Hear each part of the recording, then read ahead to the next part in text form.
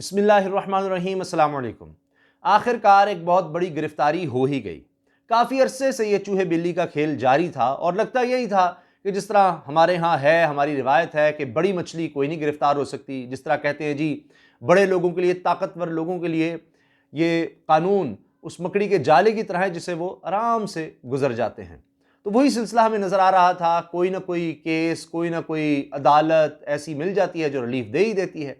मगर बहरहाल अब सुप्रीम कोर्ट में जब मामला गया, आगा सिराज दुरानी साहब का, स्पीकर सिंध असम्बली हैं और पुराने पाकिस्तान पीपल्स पार्टी के रहनुमा हैं और ज़ाहिर ताकतवर शख्सियत हैं, तो जनाब उनको सुप्रीम कोर्ट से ज़मानत ना मिली और उसके बाद नैब ने उन्हें गिरफ्तार कर लिया। तकरीबन 4 घंटे ये सुप्रीम कोर्ट के अहाते में रहे। 4 घंटे, यानी कोशिश करते रहे, पता नहीं कुछ बन जाए, कुछ ऐसे हो जाए, कोई डील हो जाए, कोई इधर उधर मामला हो जाए, कोई नैब से कोई बात बन जाए, लेकिन फिर आखिरकार इनको गिरफ्तार कर लिया गया।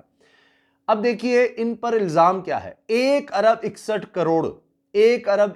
करोड़ के इनके असासे, ये वो असासे हैं जिनकी आमदन का कुछ पता नहीं चल रहा कि ये आए कहां से आपके पास। यानी आमदन से ज्यादा असासों का केस है। आमदन से जो असासे बनाए वो छोड़ दें, वो अलग है। 1 अरब 61 करोड़ के असासों का हिसाब नहीं दे सके। ना सिर्फ ये, बल्कि एक और हैरानकुन बात यह है कि ये जो 1 अरब 61 करोड़ के असासे हैं, ये उस वक्त की बात है जब ये खरीदे गए। यानी हो सकता है अब से कोई 10 साल पहले कोई असासा खरीदा गया है, कोई 15 साल पहले खरीदा गया है, कोई 20 साल पहले। जब वो खरीदे गए उस वक्त के रेट के मुताबिक मैं आपसे अर्ज कर रहा हूं कि 1 अरब 61 करोड़, वरना आज वो कितने अरबों रुपए के हैं आप खुद अंदाजा लगा लीजिए। शायद अब कई गुना हो चुके होंगे। और माशाल्लाह पाकिस्तान के तुलो अर्ज में ये असासे पाए जाते हैं, बेनामी असासे हैं, अपने रिश्तेदारों के नाम असासे हैं। उनकी तफसील भी मेरे पास है, लेकिन मैं बहुत माजरत चाहता हूं कि मेरा हाफजा, मेरी यादाश्त इतनी ताकतवर नहीं है कि मैं आपको एक एक असासे के बारे में बता सकूं।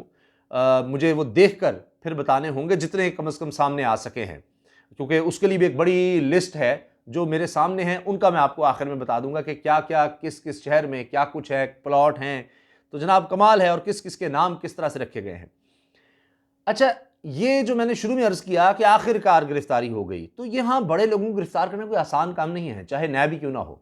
अभी ये हुआ था, इनकी हाई कोर्ट से जमानत जब ना हुई, तो 13 अक्टूबर को जब ये दरख्वास्त जमानत खारिज कहने हुई, तो उसके बाद जनाब नैब की टीम 14 नहीं बल्कि 15 घंटे घर के बाहर मौजूद रही, लेकिन कुछ ना हो सका, गिरफ्तारी ना हो सके। और फिर ये मफरूर थे। अब इतना अरसा, यानी अक्टूबर की बात बता रहा हूं मैं आपको। फिर नवंबर भी गया, अब दिसंबर आ गया, तो ये 1.5 माह तक इनका कुछ सुराग ही नहीं लगा सका। किसकी मजाल, यानी सारे कानून नाफिज करने वाले इदारे, सुबह सिंध को तो आप छोड़ ही देना, बाकी भी नैब भी कुछ नहीं कर सका, कोई कुछ नहीं कर सका। आखिरकार ये सुप्रीम कोर्ट में खुद आए, खुद आकर, पता नहीं क्या इनका ख्याल था, क्योंकि एक बड़ा ज़बरदस्त जुमला है आसिफ अली जरदारी साहब का। वैसे तो कई उनके जुमले बड़े ज़बरदस्त हैं। वो कहते हैं कि जी मैं भागता हूं, मैं अदालतों के साथ भागता हूं, तो मैं उनको थका देता हूं अदालतों को। यानी इतने साल केस लटकाओ, चलाओ, वकील करोड़ों रुपए के करो, कि कोई ना कोई तो जज ऐसा आ जाएगा, कुछ ना कुछ तो ऐसा हो जाएगा कि उसके बाद वो खुद ही थक जाएंगे। तो ऐसी तो नहीं जाली अकाउंट से पैसे बरामद होते, अरबों रुपया जाली अकाउंट्स, चाबड़ी वाला, पापड़ वाला, रिक्शे वाला, जिस बेचारे को पता ही नहीं। तो जरदारी साहब का मशहूर ज़माना जुमला, उन्होंने कहा भाई उससे पूछें जिसके अकाउंट से मुझे अरबों रुपया अगर आ रहा है, और वो गरीब आदमी बेचारा, उसको पता भी नहीं है कि इतने अरबों रुपए पे मेरा अकाउंट खुला हुआ है, उसके पीछे जनाब FBR पड़ी हुई है, नैब पड़ी हुई है, इतने तेरे अकाउंट में पैसे किधर से आ गए। तो वो उस अकाउंट से जा भी रहे हैं। यानी बिलावल हाउस के खर्चे, उनके जनाब सदके के बकरों के, रेस्टोरेंट्स के खर्चे जनाब इनसे अकाउंट से जा रहे हैं। लेकिन जरदारी साहब कहते हैं हमें क्यों पूछते हैं, उससे पूछे जिसका अकाउंट है। तो ये हो रहा है। तो ये सारे इसी तरह है। राना सनाउल्लाह साहब नून लीग के हैं, एक वक्त में जनाब वो कहते हैं जी करप्शन बड़ी की है, जरदारी साहब ने सारे केसेस उनके खिलाफ बनाए थे, लेकिन अब वो कहते हैं जी इसमें ऐसी क्या बात है, जाली अकाउंट्स में और इनमें तो ऐसी कोई बात नहीं है। इसके अलावा भी केसेस हैं दुरानी साहब पर। गैर कानूनी भर्तियों का भी केस है, उसमें तो माशाल्लाह मेरा ख्याल है ज़मानत पर हैं। तो इसमें जनाब गिरफ्तारी हो गई है, और गिरफ्तारी के वक्त ज़ाहिर है काफ़ी ज़्यादा परेशान नज़र आ रहे थे, मीडिया के हजूम में से निकलते आ रहे थे, नैब के हुकाम थे, इनको गाड़ी में बिठा कर ले गए हैं। तो पहले भी कई दफ़ा ज़मानत हो चुकी है, पहले भी कई दफ़ा इनको तारीखें मिल चुकी हैं, लेकिन इस दफ़ा थी सुप्रीम कोर्ट, और उमरता बंदयाल साहब थे, 3 रुकनी बेंच था, तो वहाँ से वो रिलीफ नहीं मिल सका। तो अब देखते हैं कि आगे इस केस में क्या होता है, लेकिन अभी तो ये बड़ी गिरफ्तारी है। अब क्या ये वो जो जिस तरह हमने देखा कि महकमा खुराक की जो गंदम थी वो गायब हुई, अरबों रुपए की, 11 अरब रुपया मेरा ख्याल है उसमें प्ली बार्गेन हुई और वो फिर जनाब महकमा खुराक को वापस आए, उन्हीं की गंदम चोरी हुई थी तो नैब ने वहाँ से रिकवर किए। इसी तरह ये अरबों रुपए की कहानी है, कुछ छोटी मोटी कहानी है ही नहीं। तो ये आमदन से ज़ायद असासों का केस था जिसमें इनकी दरख्वास्त ज़मानत मुस्तरद हुई और उसके बाद इनको गिरफ्तार कर लिया गया। अच्छा, इनके वकील साहब जो हैं वो कह रहे थे कि जी हमारी आप ज़मानत ले लें, हम ट्रायल कोर्ट में पेश हो जाएंगे। उन्होंने कहा जी सुप्रीम कोर्ट ने ऐसे नहीं, कानून के मुताबिक चले, ट्रायल कोर्ट में पेश हो जाएंगे, हम कैसे कानून से बाहर निकलें, आप नैब में पेश हों, नैब को गिरफ्तारी आप दें, ऐसे नहीं होगा। तो बहरहाल अब ये सुप्रीम कोर्ट हाईएस्ट फोरम था, वहाँ भी इनको अब ज़मानत ना मिल सकी, तो अब कुछ अरसा तो लगता है कि नैब की तवील में रहेंगे।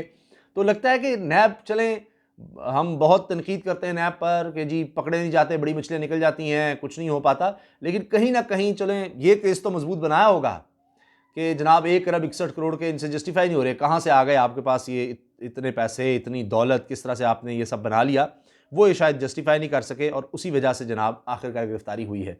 अब ये रिकवरी होगी तो तभी बात है, अल्लाह करे कि इस तरह से हो। तो इमरान खान साहब फिर कहते रहते हैं कि जनाब करप्शन तो मैं नहीं, इससे नहीं पीछे हटूंगा, ये करप्शन के खिलाफ जो मेरी जंग है जारी रहेगी, जितना मर्जी कर लो। मुझे अब इसी पे ख्याल आ रहा है कि सब बड़ों की अजीब कहानी। अब ये अगर सिराज दुरानी साहब के लिए नून लीग को साथ आना चाहिए कि जी ये भी पॉलिटिकली मोटिवेटेड केसेस है, बल्कि जो नून लीग ने भी बनाए थे वो भी पॉलिटिकली मोटिवेटेड केसेस थे, चाहे वो सरे महल हो जो पहले जनाब मानते नहीं थे, फिर जरदारी साहब ने कहा जी हमारा ही था और हमने बेच भी दिया। अमेरिका में फ्लैट पता लगता है जी, वो भी बेच दिया। तो स्विस अकाउंट्स के लिए ख़त नहीं लिखा जा सकता, उसके लिए चाहे वज़ीर-ए-आज़म यूसुफ़ ज़रग़लानी की छुट्टी हो जाए तो वहाँ पर जनाब ख़त नहीं लिख सकते हम, ठीक है जी। यानी इसका मतलब है आपके वहाँ जितने अरबों डॉलर थे वो आप पता ही नहीं चलाने देना चाहते, ना मुल्क में आए, ना आप उसको जस्टिफाई कर सकते हैं किस तरह से हो गए। यहाँ तो जनाब जो हार दिया जाए सैलाब ज़दगान के लिए, आफत ज़दा लोगों के लिए, तुर्की के सदर की अहलिया जो हार दें वो यहाँ गायब हो जाता है। तो इंसान क्या कहे यहाँ पर जनाब। आखिर में बस चंद आपके सेकंड लूँगा, इनके आप सुन लीजिए क्या कुछ है जी। और 1 अरब 60 करोड़ रुपए से जायद के असासे जो हैं बेशकीमत बेनामी जायदादें कराची, इस्लामाबाद, बूरबन और एबटाबाद की प्राइम लोकेशन पर खरीदी गई, जबकि लग्जरी गाड़ियां भी बेनामी जायदाद में शामिल हैं।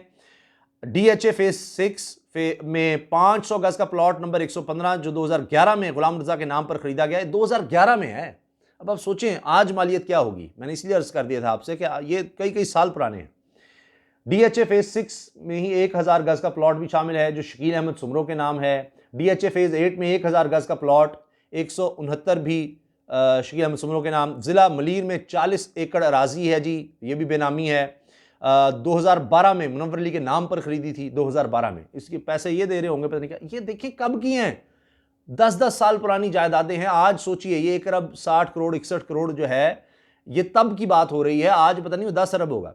इसके अलावा जनाब DHA फेज 6 में 1000 मुरब्बा गज का एक और प्लॉट नंबर 66 भी जाहिर किया गया है, 2013 में ये खरीदा गया। DHA फेज 5 में बंगला नंबर A3 है, ये भी खरीदा गया जी। और ये बेनामी जायदाद जाहिर की गई है जो 2011 में खरीदी गई जी। अच्छा, इसके अलावा जब ये खरीदी गई तो उस वक्त खरीद के मुताबिक 1 अरब 4 करोड़ 50 लाख रुपए इसकी जनाब, ये 2011 की बात की जा रही है। उफ, उस वक्त जो प्रॉपर्टी इतनी महंगी थी, आप सोचें क्या होगा। अच्छा जी, फिर रिपोर्ट के मुताबिक आगा सिराज दुरानी के पास 1 करोड़ 48 लाख के प्राइस बॉन्ड्स और 6 लग्जरी गाड़ियां हैं जिनका कोई पता नहीं, बता नहीं रहे कि ये आपने कहाँ से खरीदी, आपके पास इतने पैसे, इतनी रकम कहाँ से आ गई, कुछ नहीं बता रहे। तो इसी तरह से जनाब दीगर जायदादें हैं, बहुत एक तफसील है, इसमें जाएँ तो एक अलग वीडियो बनानी पड़ेगी जनाब। इसके अलावा जनाब DHA फेज 5 में 200 गज पर मुश्तमिल कमर्शियल प्लॉट जिसकी मालियत 9 करोड़ 70 लाख है। लग्जरी गाड़ियां हैं, बेटे के नाम पर गाड़ियां हैं, 2 करोड़ 52 लाख रुपए से जायद मालियत बताई जाती है कुछ गाड़ियों की, कुछ चंद एक गाड़ियों की मैं बता रहा हूँ, सारों की नहीं बता रहा। अच्छा जी, इसके अलावा जी क्रीक विस्टा में एक अपार्टमेंट में 4 करोड़ रुपए की इन्वेस्टमेंट की गई है। सनम दुरानी के पास 80 लाख रुपए की लग्जरी लैंड क्रूज़र है। इसी तरह इनके रिश्तेदारों की बात की जा रही है जी। अच्छा जी, फिर इसके अलावा सारा दुरानी साहिबा के नाम पर क्रिसेंट बे में कराची में 2 करोड़ 67 लाख रुपए से ज़ायद की इन्वेस्टमेंट की गई है। फिर DHA फेज़ 5 में 7 करोड़ 83 लाख रुपए से ज़ायद मालियत का बंगला है, ये नाहिद दुरानी साहिबा का नाम है जी। नाहिद दुरानी के नाम पर एबटाबाद में भी 2 करोड़ 70 लाख रुपए मालियत का एक बंगला है। तो अब आप देखिए, ये अदालत के जारी करदा फैसले के मुताबिक मैं आपको चीज़ें बता रहा हूँ कि इनके रिश्तेदारों के नाम, अहलिया के नाम, बच्चों के नाम क्या कुछ है, उसकी कुछ तफसील मैं बता सका हूँ। और इसी में देखिए वीडियो कितनी तवील हो गई है। तो ये हैं जनाब हमारे हुक्मरान, और किस किस तरह से फिर सियासत में आकर किस किस तरह से पैसा बनाया जाता है। ये एक, मैं समझता हूँ कई PhDs पे हो सकती हैं कि इस मुल्क को कैसे लूटा गया है। अल्लाह हाफिज़।